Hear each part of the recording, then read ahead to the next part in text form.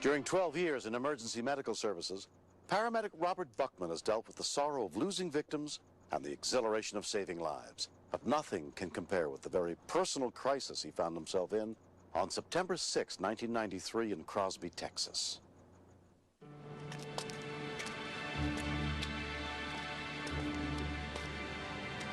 The day started out at 3 o'clock in the morning. We went to the hospital. We were told it wasn't time yet. We started our long trip home. But when we got home, Joy told me to put towels on the bed. We're going to have a baby. Okay? Can I push? Yeah, baby, go ahead and push. Because the hospital was an hour away, Robert radioed his co-worker and friend, dispatcher Jackie Greenwade, for help. I'll get a crew headed your way. Since the doctors had just sent him home from the hospital, I thought, well, maybe Dad's panicking a little bit here. But then I got a little bit concerned because he delivers babies all the time, and he knows when it's time.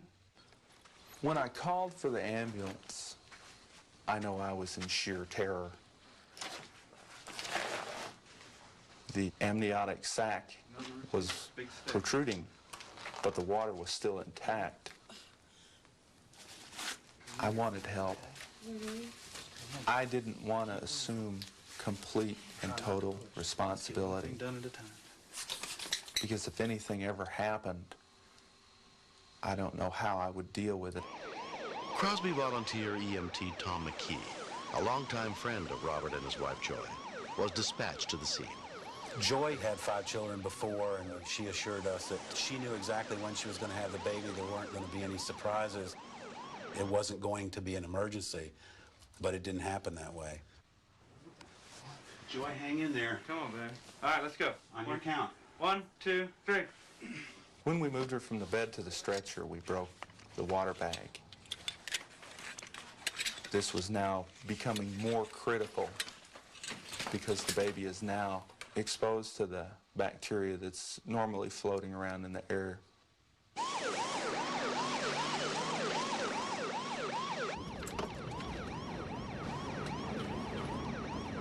Okay? Breathe through it. Breathe through it. Friend and co-worker EMT Jackie Stidham was following them to the hospital.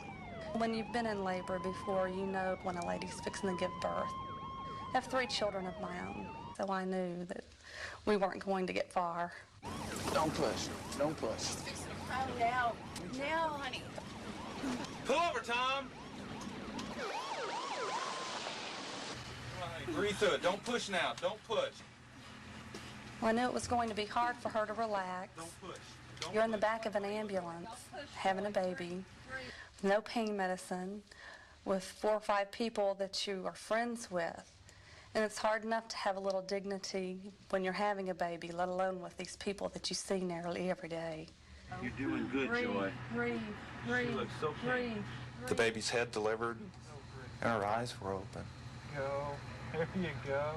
That's And it was like we instantly made eye contact for that split second. Yeah. And as more of her delivered, it went from a real exuberance to a, oh my God. Come on, Joy. Okay, we got a breathe. nuchal cord. The cord was around the baby's neck. We got the head. We got the My head. first All right. instinct was to put my fingers down there and try and untangle the cord. Just hold on. Let us control it. But it was already tight enough that I couldn't even get my fingers in. Little push. Push, Now. Joy. Now Little bit. push. We had to deliver the baby completely Push. before we could do anything with the cord. But with each inch that the baby delivered, the cord was being pulled tighter and tighter around the baby's neck. And she was turning bluer and bluer. There you go. Breathe. I can't describe the terror, the panic that I felt watching my baby being strangled while there was nothing I could do at that time. Push, Joy. Come on, bear down Push, and push. push, push, Bear down and push. Everyone was doing everything they could. Baby's in trouble. Push. Push. I was very scared that we might lose the baby. She kept telling me she was really tired, she was really fatigued, she couldn't do it.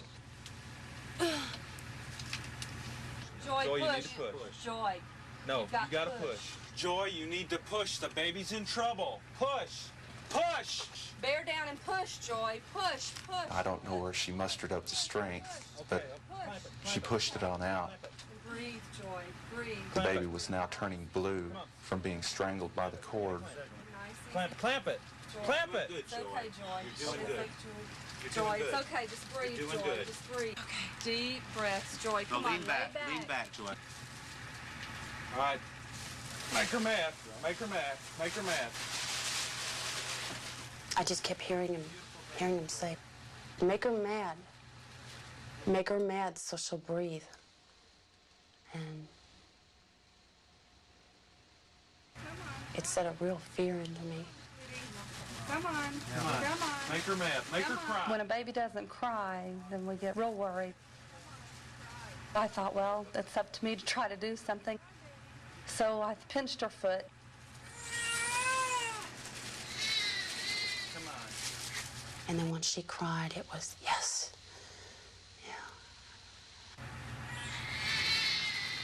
Yeah. 7 pounds, 6 ounce, Rainey Buckman and her mother, Joy, were examined at the hospital and released the next day. Hi, how you doing? Nice to see you. 3 months later, Rainey has a routine checkup with her pediatrician, Dr. Harvey Balthaser. Fortunately, Rainey is developmentally right on track.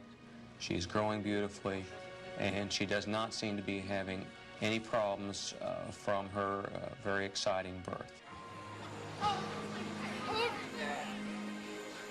Had Joy not brought up that inner spirit and pushed the baby out, the outcome of the birth of our baby might have not been so good. All my children are wonderful in their own ways. They all have a beautiful something about them.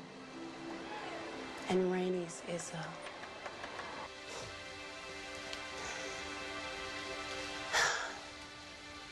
daddy and I did this together.